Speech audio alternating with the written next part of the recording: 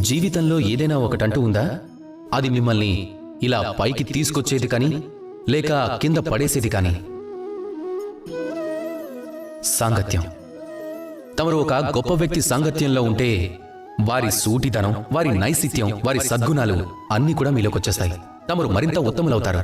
ఒకవేళ మీరెవరైనా దుష్టుడి సాంగత్యంలో ఉన్నారు అంటే, చెడు లక్షణాలున్న వారి సాంగత్యంలో ఉంటే, వారు మీలోని మంచి గుణాలని, సహృదయతని ఎప్పుడు లాగేసుకుంటారో మీరే గుర్తించలేరు. అందువల్ల ఈ సంగత్యం అనేది అత్యంత మహత్తరమైన సంగతి. ఈ సంగత్యం మీ భవిష్యత్తును నిర్ణయించగలదు.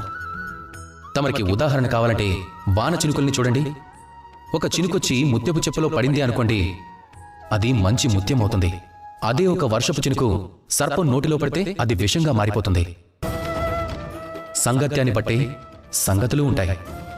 ఇక్కడ దురదృష్టం ఏమిటంటే, వాన చినుకు ఎక్కడ పడాలనేది దాని చేతుల్లో ఉండదు. అనుకున్న చోటే పడే అవకాశం లేదు. కానీ మీకు వివేకం ఉంది, ఆలోచించగలరు, అర్థం చేసుకోగలరు. కనుక ఆలోచించండి. మీరు ఎలాంటి సాంగత్యం కోరుకుంటారు? ఉత్తములదా లేక దుష్టుల సాంగత్యం కోరుకుంటారా? నిర్ణయం మీదే అవుతుంది. ఉత్తముల సాంగత్యం కోరుకుంటూ ప్రేమగా నాతో గొంతు కలపండి. రాధా కృష్ణ.